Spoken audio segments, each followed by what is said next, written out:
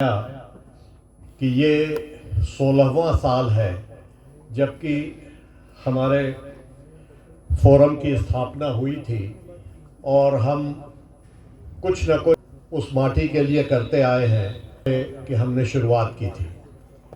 हम उसके बहुत डिटेल में नहीं जाना चाहते हैं। ज़्यादातर लोग जो आते हैं यहाँ हर साल आते हैं उन्हें पता है, लेकिन कुछ चीज़ें मैं ज़रूर अंडरलाइन करना चाहूँगा जो हमारे अचीवमेंट्स हैं। हमने जब ये फोरम हम लोगों ने सोचा था 4-5 साथियों ने, तो उसके पीछे मूलभूत जो हमारा सोच था वो ये था कि हम लोग तो यहाँ से निकल गए पढ़ के इन्हीं स्कूलों से, इन्हीं कॉलेजेस से, और हम बाहर चले गए, लेकिन उसके बाद अब हमारा उसमें कोई कंट्रीब्यूशन अगर नहीं हुआ तो फिर उसका कोई फ़ायदा नहीं है। तो इस भावना के साथ हमने शुरू किया था कि हम लोग यहाँ से निकल गए हैं, लेकिन हम उस जगह को थोड़ा मदद करें, समृद्ध करें जहाँ से हमने शुरुआत की है।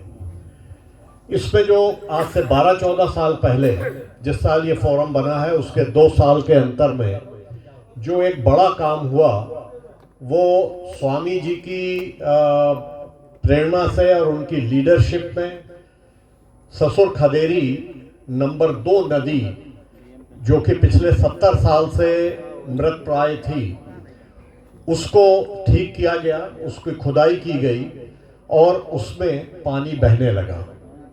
उस समय जो यहाँ की डिस्ट्रिक्ट मजिस्ट्रेट थी, उन्होंने इनिशियल रेजिस्टेंस के बाद हमारी बेहद मदद की, रात दिन काम किया उन्होंने, और बाद में जो प्रधानमंत्री ऑफिस से एक पुस्तिका छपती है उसमें उनका पहला नाम था, श्रीमती कंचन वर्मा।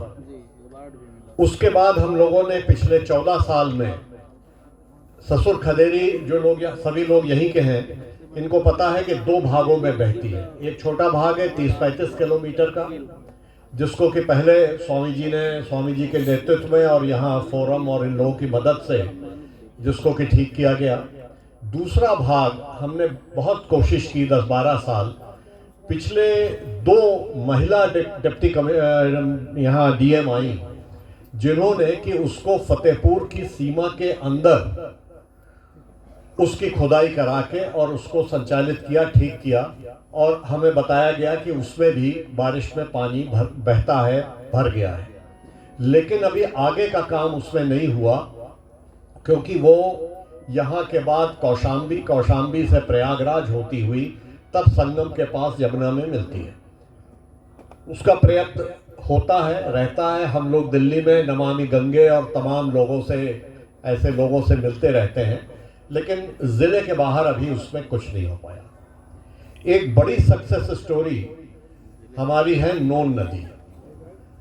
सब लोग वाकिफ होंगे यहाँ। नोन नदी में डॉक्टर MC तिवारी पिछले 1 दशक से ऊपर से प्रयत्नशील रहे हैं, हर जगह प्रयास करते रहे हैं, और अभी स्वामी जी के प्रयासों से डिप्टी उत्तर प्रदेश ने उसमें बड़ा काम कराया, और जैसा तिवारी जी बताएंगे कि उसमें पानी बह रहा है, गाँव को साफ पानी मिल रहा है। और जो हमारे उप मुख्यमंत्री हैं केशव मौर्य साहब, उन्होंने ये प्रॉमिस किया कि हम इसको कानपुर ज़िले में भी इसकी डिगिंग करा देंगे, इसकी खुदवाई करा देंगे, और ये पानी अब अविरल रूप से बहेगा। तो ये हमारी 2-3-15 साल में सक्सेस स्टोरीज हैं।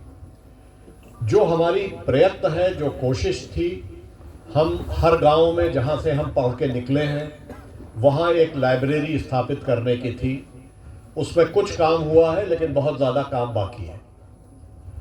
एक अभी जब स्वामी जी से विचार होता रहता है, क्योंकि वही हमारे एंकर हैं, उन्हीं की वजह से यहाँ हम लोग इकट्ठे होते हैं, और एक हमारे पास प्लेटफॉर्म है, तो उनसे बात हुई। तो ये बात हमें भी बहुत दिनों से, और ये जो मैं कह रहा हूँ इसको बहुत संजीदगी से सुनिएगा,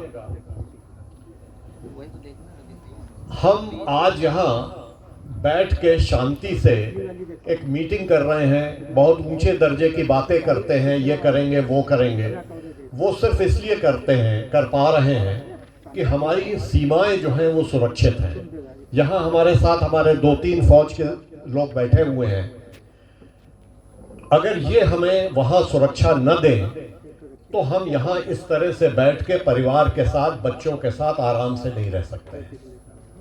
और इसमें एक दुखद चीज़ ये है कि हमारा न तो हम जो हमारा मध्यम वर्ग है, हम उच्च वर्ग की तो बात ही नहीं करते हैं, उनके बच्चे सब इंग्लैंड अमेरिका जाते हैं आईटी पढ़ने, लेकिन जो मध्यम वर्ग है उसके बच्चे भी फौज में नहीं जाते हैं, बहुत कम जाते हैं। तो वो हम लोगों का ख्याल ये है फोरम का और स्वामी जी की प्रेरणा से कि जब तक हम उसमें एक रिस्पेक्ट नहीं पैदा करेंगे तब तक उसकी तरफ लोगों का आकर्षण नहीं होगा, जब तक उसमें हम एक आदर का भाव नहीं लाएंगे। आदमी जो सबसे बड़ी सेक्रीफाइस दे सकता है वो है अपनी जान देना, वीर गति को प्राप्त होना। अभी हमारे 2 जवान कैप्टन, उनकी शहादत हुई। एक मेजर साहब बहुत घायल हैं और एक हवलदार, उनकी भी शहादत हुई।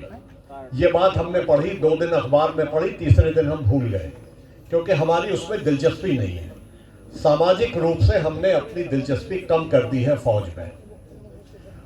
फोरम का ये निर्णय है और फोरम का प्रयत्न रहेगा कि हम समाज में जिन लोगों ने इतने बड़े बलिदान दिए हैं उनको याद करें और ये महसूस करें कि हम उनकी वजह से आज यहाँ होली, दिवाली, ईद, बकरीद और क्रिसमस मनाते हैं, वरना हम यहाँ बैठ के नहीं मना सकते हैं। आपने अभी मिडिल ईस्ट का हाल आप सब देखते हैं, उसके बारे में कोई ब्यौरा देने की ज़रूरत नहीं है। जो हालात वहाँ हैं यहाँ न हो जाए, इसलिए ज़रूरी है कि हमें अपने जो साथी फौज के हैं उनका मनोबल बढ़ाना है, उन्हें उनकी इज्जत करनी है और उनके आदर के लिए जो हो सके करना है। हमारा बहुत प्रयत्न रहता है सरकार के साथ मिलकर काम करने का। मैंने बताया 10-15 साल में 2-3 चीज़ें हम करा पाए हैं।